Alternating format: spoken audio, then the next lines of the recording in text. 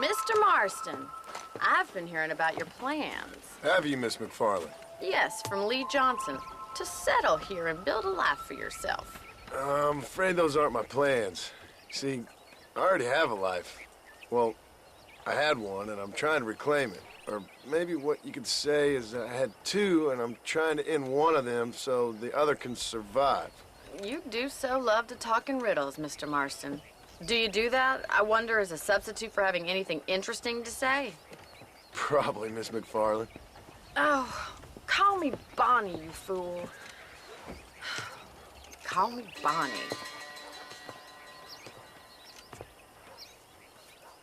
Miss McFarland, I'm married. I have a son. I had a daughter, but she died. Years before that, I rode in a gang. We robbed banks, trains, held people ransom. We killed people we didn't like. Bill Williamson was in that gang. Now, if I don't capture my former brother in arms, great harm will befall my family. Now, I don't suppose any of this is very interesting to you, but I hope it explains why I wasn't so eager to talk about it. No, I do understand. I had no idea. You poor man. Even in this new country, memories don't really fade. My father was an illiterate Scot born on the boat into New York. He never saw his homeland, but to hear him talk about it, you'd imagine he only ever ate haggis and wore a kilt. And he hated the English for what they had done to his great-grandparents that he'd never met. People don't forget. Nothing gets forgiven. That's true, especially when it comes to money. And you know, even now, after all his labors, my father's debts are still terrible. I worry every day about us losing the ranch. It would kill him. My father died when I was 8 years old. His eyes were, well, let's just say he was blinded in a bar fight south of Chicago.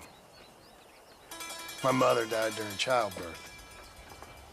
She was a prostitute, and he was her, well, I don't know what he was. So I was sent off to an orphanage and ran away and fell in with a gang. My word. What a difficult life you've lived. The leader of the gang taught me how to read, taught me how to see all that was good in the world. He was a great man in a way. But you killed people. Sure. And I've suffered for it. And that's the life I left, or tried to leave.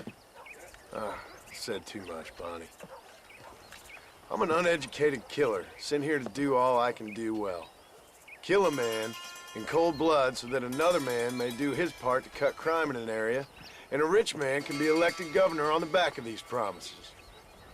Civilization is a truly beautiful thing, Mr. Marston. Listen, can you help me? Well, I can try. What do you need, money? No, nothing so complicated. I need an extra hand to take out the herd to pasture. Sure. Point me in the right direction.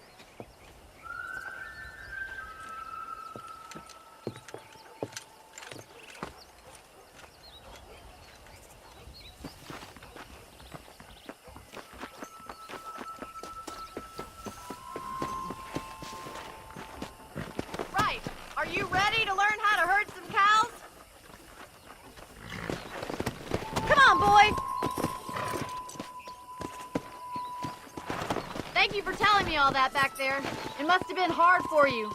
Hope you understand now why I've been playing my cards somewhat close to my chest. I didn't know you had a wife and child. Then again, I don't think I ever asked. They're lucky to have a man like you. I ain't so sure about that, but thank you.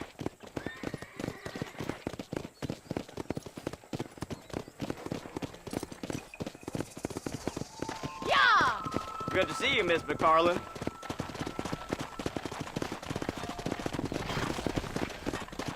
Careful! You're more of a hindrance than a help. Get behind the herd! That should start them moving in the right direction. Assuming they aren't put off by your smell.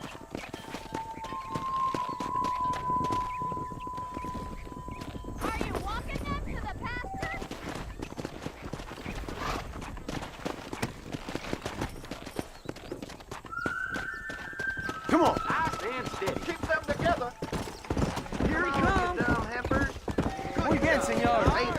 hard, is it? Look at time on it. Get right at them! Driving this way! Giddy up! Come on. Yeah, there you go. Come on! Let's go!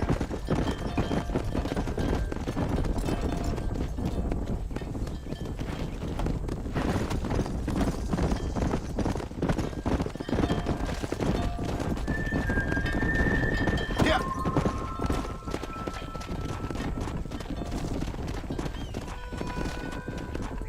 Come on!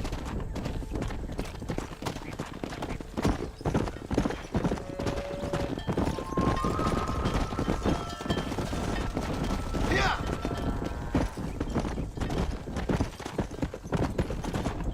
He's just showing off now. Good! Now we need to move this entire herd out to the far pasture for grazing. Come on! Keep sweeping behind them. That way they'll stay together. You stick with the main herd. I'll round these stragglers up for you. Whoa! Watch for the runner. Let's go!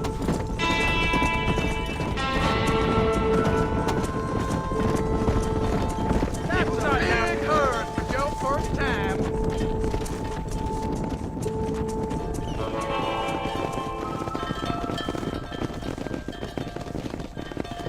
You're not bad with the herd.